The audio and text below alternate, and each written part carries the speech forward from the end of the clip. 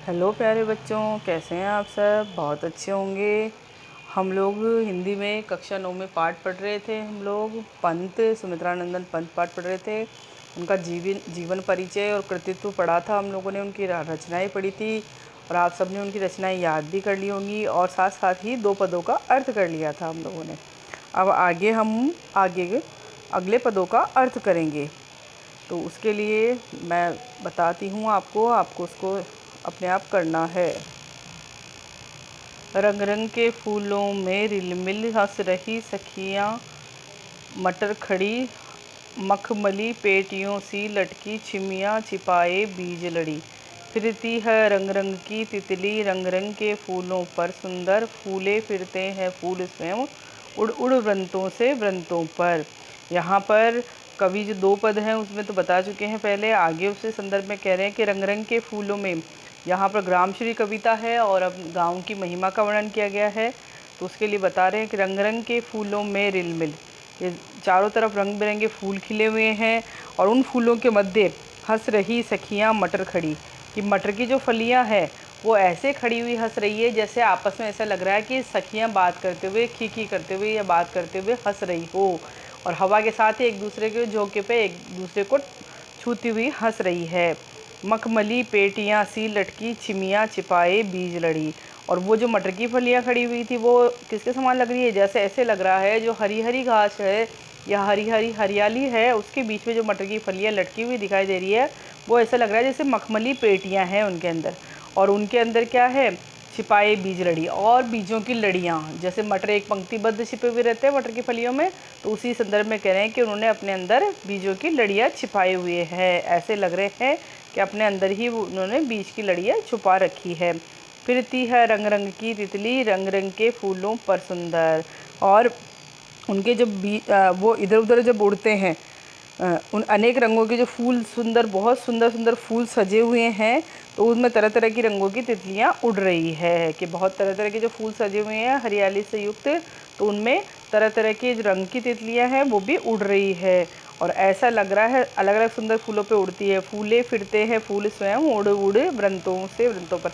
और ऐसा लग रहा है रंग बिरंगी तितलियाँ जब उड़ती है तो कि फूल स्वयं ही उड़कर एक वृंत से, एक डाली से दूसरी डाली पर जा रहे हैं। ऐसा लगता है वो तितलियों की जगह स्वयं उड़ उड़कर एक वृंत से दूसरे वृंत पर जा रहे हैं।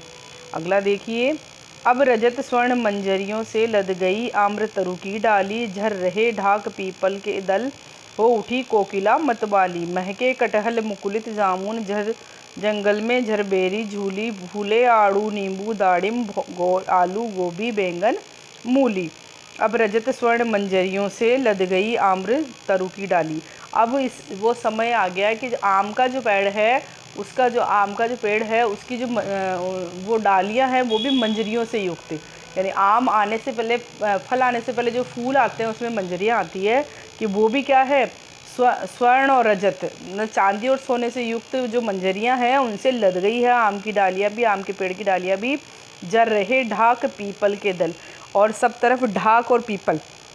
ढाक ढाक कहते हैं बेटा उसको, जो ढाक होता है ना, बड़े बड़े पत्तों वाला होता है, तो कि ढाक और पतझड़ की ऋतु आने वाली है तो इसीलिए ढाक और पीपल के जो पत्ते हैं वो भी झड़ने लग गए हैं, झड़ रहे हैं, झड़ने लग गए हैं। और हो उठी कोकिला मतवाली, और ऐसी बस इसमें पतझड़ में क्या है? कोयल की कूक सुनाई देती है, तो कोकिला मतवाली होकर गा रही है। महके कटहल मुकुलित जामुन, जंगल में झरबेरी झूली, और ऐसे ही मौसम में, यानी इस समय में कटहल का पेड़ महक उठा है और मुकुलित जामुन, और जामुन भी खिलने लग गए हैं। आधे खिले से थोड़े थोड़े से, मतलब थोड़ा थोड़ा मुंह खोल लिया है, जामुन भी थोड़े थोड़े से निकलने लग गए। और जंगल में झरबेरी जो है वो बेरों से लद गई है। झरबेरी जो थी मतलब बेर आने लग गए हैं पेड़ों पर। और फूले आड़ू नींबू दाड़िम आलू गोभी बैंगन मूली, और आड़ू नींबू अनार आदि वृक्षों पर फूल खिलने के साथ साथ ही आलू गोभी बैंगन मूली आदि सब्जियां भी पैदा हो गई हैं। इन सब के लिए उन्होंने बताया है कि गांव में इतने महक और इतनी हरियाली और इतनी साग सब्जी और ऐसा वातावरण वहाँ पर रहता है। अगले पद का देखिए। पीले मीठे अमरूदों में अब लाल लाल चितियाँ पड़ी, पक गए सुनहले मधुर बेर, अमली से तरु की डाल झड़ी। लह लह पालक मह मह धनिया, लौकी और सेम फली फैली। मखमली टमाटर हुए लाल, मिर्चों की बड़ी हरी थैली। अब ये कवि कहता है कि अब अमरूद और पीले और मीठे हो गए हैं, उनके अंदर लाल लाल चित्तियाँ पड़ने लग गई हैं, जिन पर लाल लाल निशान पड़ गए हैं। और बेर भी पककर मीठे और सुनहरे हो गए। पक गए सुनहले मधुर बेर, कि अब पीले पीले से होने लग गए और मीठे होने लग गए हैं। और आंवलों के पेड़ पर जो है, आंवलों की जो डालियां हैं वो भी आंवलों से लद गई है। और पालक की खेती, पालक भी लहलहाने लगा है, धनिया भी महकने लगा है, उसकी खुशबू चारों तरफ फैलने लग गई है। और लौकी और सेम की फलियां भी लगकर चारों ओर फैल गई है। मखमली टमाटर लाल हुए, और लाल जो टमाटर थे ना वो मखमल के जैसे लाल लाल सुर्ख लाल रंग के हो गए हैं। और मिर्चियों के गुच्छे भी हरी थैली के जैसे उगाए हैं, मतलब मिर्चियाँ एक जैसे लटकती हैं तो गुच्छों के जैसे, तो मिर्चों की भी बड़ी हरी थैली उग आई है। बालू के सांपों से अंकित गंगा की सतरंगी रेती, सुंदर लगती सरपत छाई, तट पर तरबूजों की खेती। अंगुली भी कंगी से बगुले, अंगुली की कंगी से बगुले कलंगी सवारते हैं कोई, तिरते जल में सुरखाब पुलिन पर मगरोठी रहती सोई। अब इसमें नदी के किनारे का चित्रण किया गया है। गंगा के आसपास, गंगा के तट पे या नदी के किनारे जो वर्णन किया गया है उसमें बता रहे हैं, बालू के सांपों से अंकित गंगा की सतरंगी रहती, कि बालू मिट्टी में जो आड़ी टेढ़ी लाइनें बनी हुई है, पंक्तियाँ बनी हुई है, वो ऐसे लगता है कि वहाँ से सर्प गुजरे हुए हैं। यानी गंगा की जो सतरंगी रहती है उसमें सर्पों की लाइनें, यानी जाने का गुजरने का रास्ता, आड़ी टेढ़ी लाइनें बनी हुई दिखाई दे रही है। सुंदर लगती सरपत छाई, तट पर खरबूजों की खेती, और चारों तरफ छाई हुई, चारों तरफ छोटी छोटी वो ऊपर छप्पर बनाई हुई खरबूजों की जो खेती कर रहे हैं, तरबूज और खरबूजों की जो खेती हो रही है गंगा के तट पर, वो बड़ी ही सुंदर लगती है। जो उसको वहाँ पर रहने वालों ने जो सरपत छाई बना रखी है वो बहुत ही सुंदर लग रही है। और सरपत के पौधे भी बहुत सुंदर लग रहे हैं। अंगुली की कंगी से बगुले कलंगी संवारते हैं कोई, और वहाँ पर बगुले अपने ही अंगुली से, ठीक है ना, अपने अंगुली की कंगी, अपने अंगुली को ही कंगी बनाकर और अपनी कलंगी को सुधारने में लगे हुए हैं। तिरते जल में सुरखाब पुलिन पर मगरोठी रहती सोई। और वहाँ पर ऐसा लगता है कि, ऐसा लग रहा है कि ऐसा दिखाई दे रहा है कि वहाँ जो गंगा है उसका जल है, उसमें सुरखाब जो चकवा पक्षी है वो तो तैर रहा है, चकवा पक्षी जल में तैर रहे हैं, और मगरोठी नामक जो चिड़िया है वो वहाँ पर उसमें उसके पास जो बालू मिट्टी है उसमें सोई हुई है, पुलिन यानी किनारे पर बालू मिट्टी में सोई हुई है। और अब ये अंतिम पद है, हसमुख हरियाली हिम आतप, सुख से अलसाए से सोए, भीगी अंधियाली में निशिकी, तारक स्वप्नों में से खोए। मरकत डिब्बे सा खुला ग्राम, जिस पर नीलब नभ आच्छादन, निरुपम हेमंत में स्निग्ध शांत, निज शोभा से हरता जनमन। हसमुख हरियाली हिम आतप, कि हंसमुख यानी जो अच्छी हंसी वाली, जो चारों तरफ हरियाली जो दिखाई दे रही थी, जो कि अब सर्दी का मौसम आ गया है तो सर्दी के मौसम के लिए कह रहे हैं कि वहाँ पर जो हरियाली दिखाई रही, सर्दी में जो धूप है वो बहुत हरियाली मानो हंसमुख सी मनोहर दिखाई दे रही है।